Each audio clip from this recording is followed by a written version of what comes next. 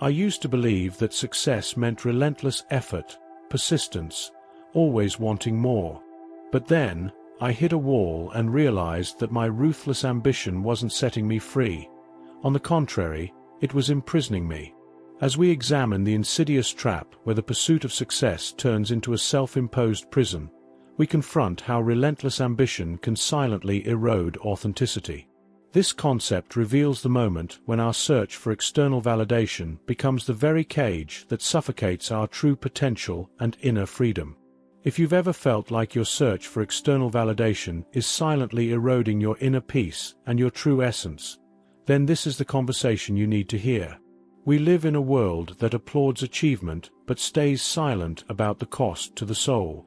Often, what we call growth is just the hardening of the bars of a golden cage. Today, we seek an awakening of consciousness to understand where our will ends and our prison begins. I invite you to take a deep breath, let your shoulders drop, and allow these words to find a place of silence within you. There is a seductive promise in constant growth, fueled by social pressure that screams through screens, displaying videos of perfect moments and unshakable successes. It's a subtle shift, almost imperceptible, the moment when conquering becomes the only measure of a human being's value. In the beginning, victories bring a freshness, a sense of power and capability. But soon, this drive to conquer more quickly takes over, like a river that has lost its banks and become a flood. As Taoist wisdom teaches, he who does not know when to stop ends up losing his way. Ambition, when disconnected from the self, becomes a hunger that is never satisfied. We seek the next step, the next compliment, the next goal, believing that peace is just right there ahead. But peace does not dwell in the future. It is the foundation of the now. When we chain ourselves to more, we stop living what is. This is the first bar of the prison, the illusion that we are incomplete and that only the next achievement will make us whole. It is the beginning of a necessary spiritual awakening, recognizing that you already are what you seek. But this incessant search for more doesn't just pull us away from the now. It begins to take an even more intimate toll, our truth. When the focus becomes solely on achievement, we initiate, often without realizing it, a process of eroding our own authenticity. In this climb, we start giving up fundamental values in exchange for opportunities that seem too bright to turn down. They are small concessions, almost invisible in daily life, a silence where we should have spoken, a yes where our soul was screaming no. Gradually, we lose touch with what truly excites us, moving on to chase what the world says should excite us. Here, we encounter the shadow that Carl Jung spoke of. We create a public persona, an image of success, strength, and achievement that becomes increasingly distant from our internal reality. This disconnection is the root of deep anguish. We are selling our essence in installments, in a silent sale, where the buyer is the ego and the price is our truth. Authenticity is not a destination, but a practice of courage. It is the act of removing the masks and accepting that external brilliance can never compensate for the fading of the inner light. When the persona rules a life, the soul retreats into dark corners, waiting for the moment it will be allowed to breathe again. And it is precisely this suffocation of the soul that, sooner or later, overflows into the body and mind. The weight of carrying a mask that doesn't belong to us ends up creating a weariness that no physical rest seems to cure. This is where we discover the true cost of this climb. The success the world applauds often hides a landscape of scorched earth within us. The burnout we feel isn't just physical. It's a mental and emotional exhaustion resulting from a pursuit that has no end. It is the fatigue of carrying a character that can no longer be sustained without the help of extreme effort. Relationships become strained as we sacrifice deep personal connections and moments of presence for the sake of professional advancement. Then, that agonizing feeling of emptiness arises, even when all the external indicators say you've won. The question, is this all there is? echoes in the silence of the night. As Buddhism reminds us, suffering is born from attachment to transient identities. In the urge to reach the top, we forget who is making the journey. The loneliness of success is the most bitter form of isolation, because you are surrounded by people who admire your trophy, but no one who knows your wound. This exhaustion is, in fact, a cry for help from your real personal development, an invitation to descend the mountain of the ego and rest in the valley of being. But know that this burnout, as painful as it may be, is also a portal. It is the sign that the bars of your golden cage have finally become too small for who you have become.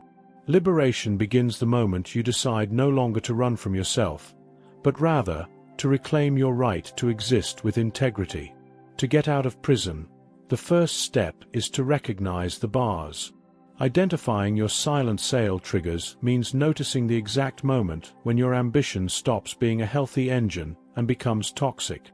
It's the time to redefine success on your own terms, what truly brings fulfillment to you, and not just praise from others. Freedom begins with the power to say no. Setting boundaries to protect your time and energy isn't selfish. It's an act of spiritual preservation.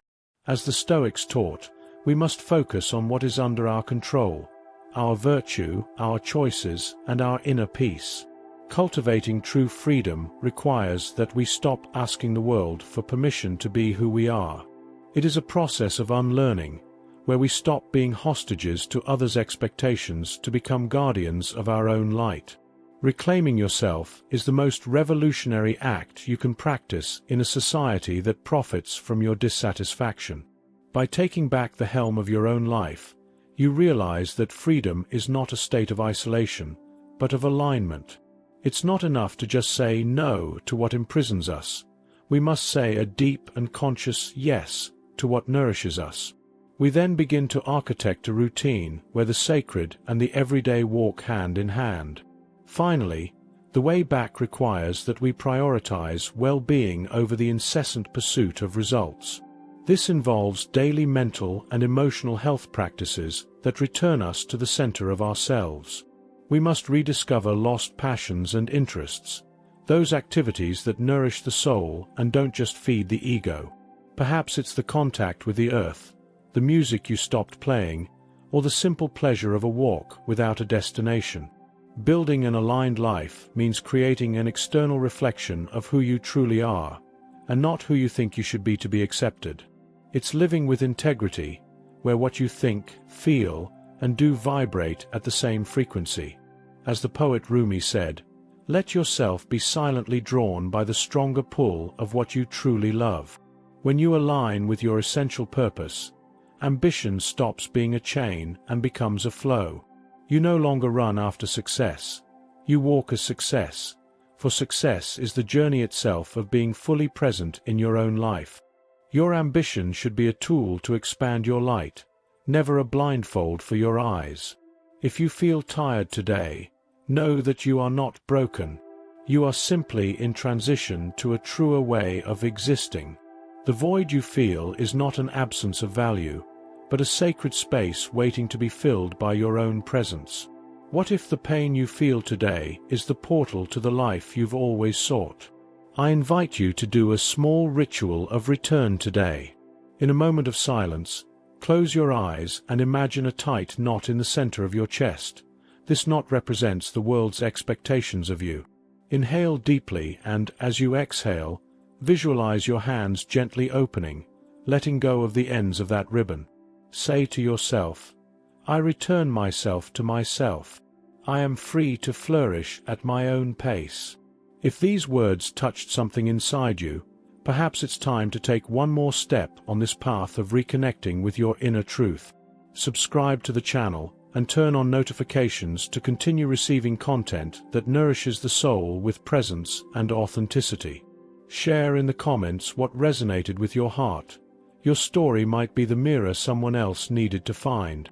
If you seek a safe haven, know that our community is the sanctuary where fertile silence is shared and deepened.